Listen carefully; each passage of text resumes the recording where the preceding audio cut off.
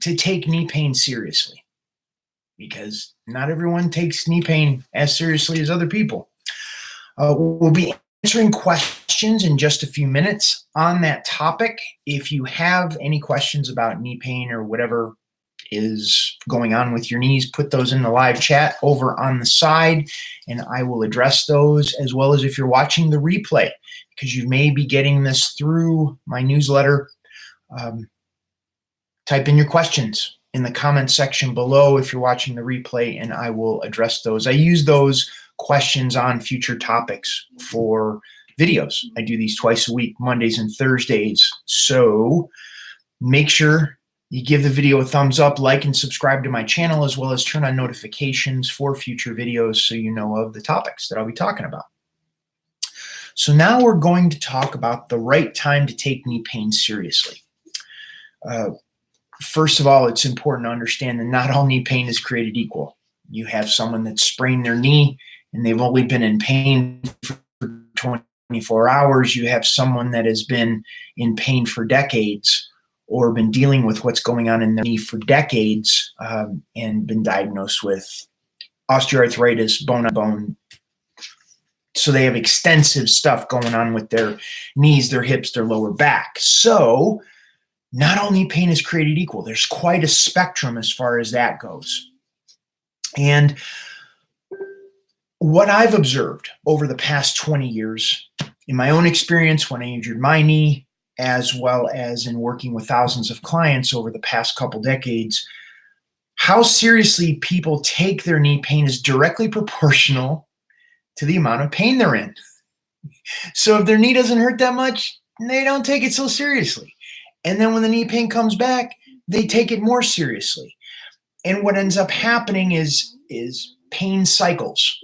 It's not the same every day. So we have some days that the pain is worse, some days the pain isn't so bad.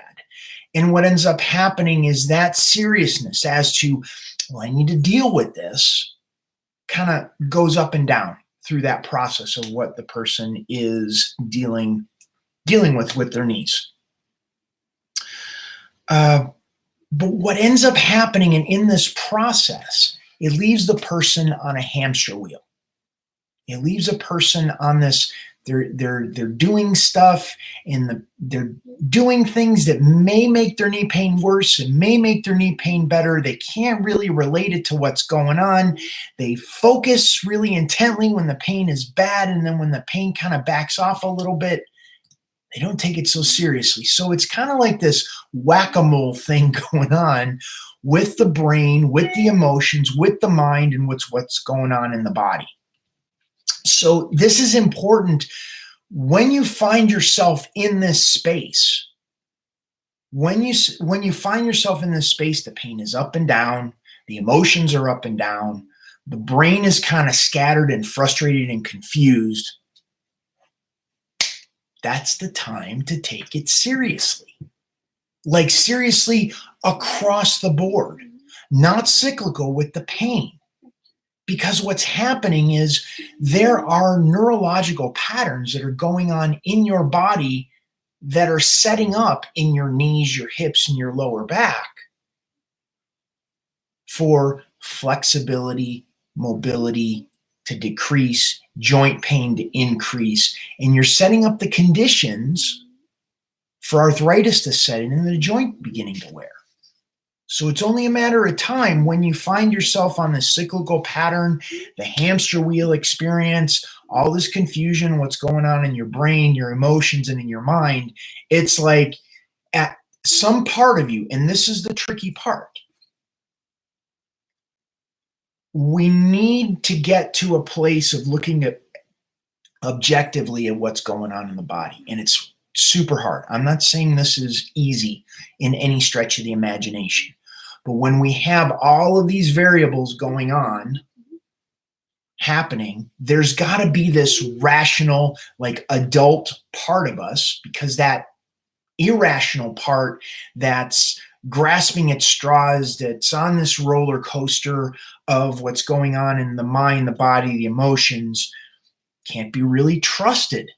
We have to have the adult in the conversation look at this situation and go, got it. I need to reach out and get help and support to address what's going on in my knee. I can't trust this. And what's important is to find somebody who's been there, done that, bought the t-shirt, meaning a lot of your doctors and physical therapists haven't been through knee pain. They've never had knee pain. They're following what the insurance codes require them to do or what they've been taught in school. I don't know. May or may not work. You can try it. But this is the seriousness I'm talking about. There was 2 examples. I was teaching a class over the weekend, and it was on breathing.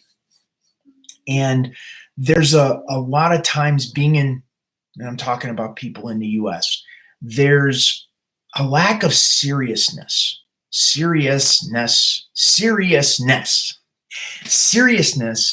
that was happening in this class. And what we were doing is we were using a specific breathing technique that I've learned in my martial arts training that was about addressing tension patterns that are going on with the neurology, the nervous system, being able to switch neurological states and relax the tension in your nervous system by overriding it through the breath. And I have 2 examples. One was a male, one was a female. The male was a chiropractor. He'd been in practice for over 50 years, older gentleman. Gaston was his name.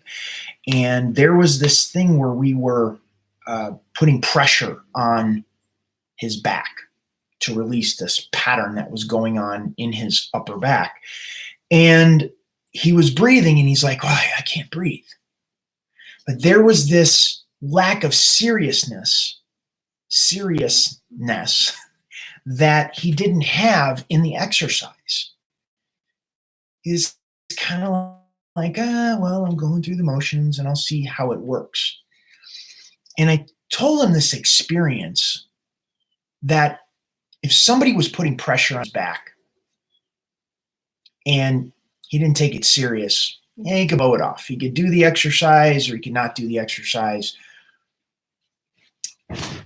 If the person was starting to push harder, like to begin to kind of do him harm, had some sort of intent behind it, then there would be kind of like, you kind of like giggle and laugh, like, I wonder if he's serious or not. But then all of a sudden, if this person stepped up and was like really putting pressure down, like to harm this guy, there would be this switch that takes place in the neurology, that all of a sudden there's like this seriousness, like I'm not screwing around.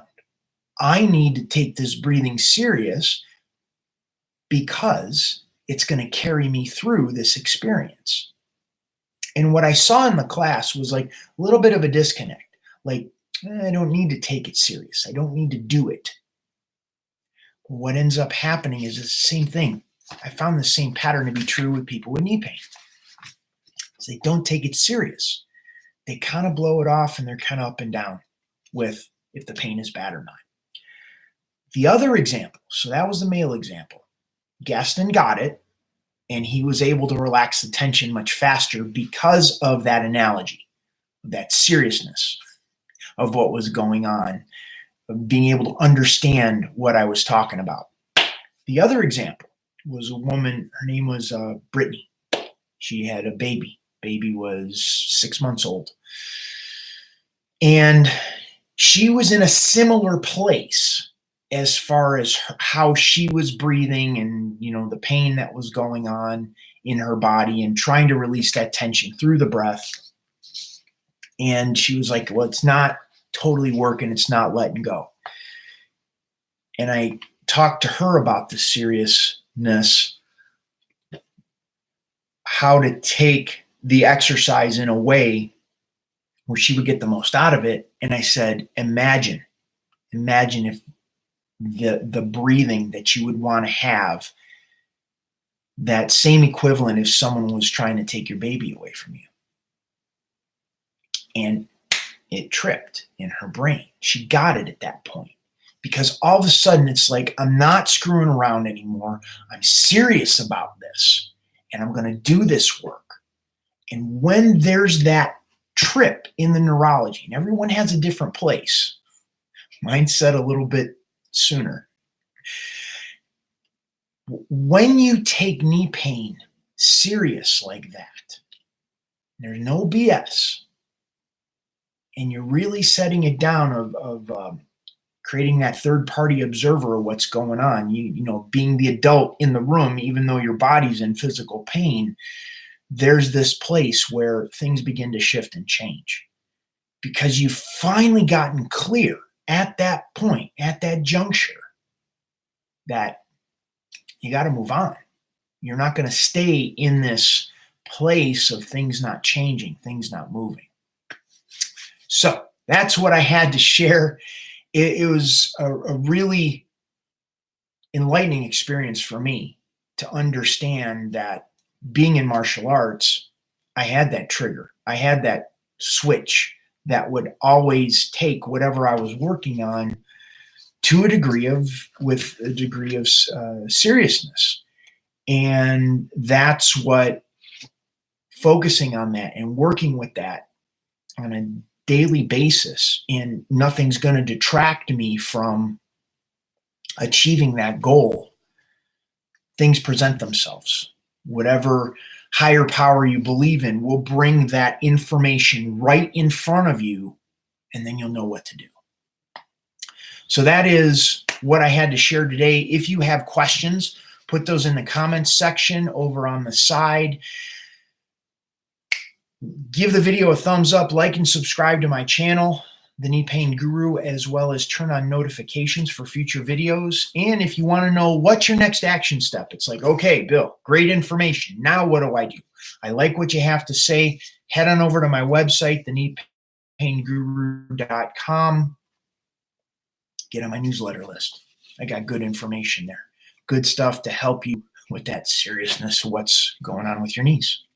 Okay, no questions. No big deal. I'm going to scoot. Have a good one, and I'll see you on Thursday's video.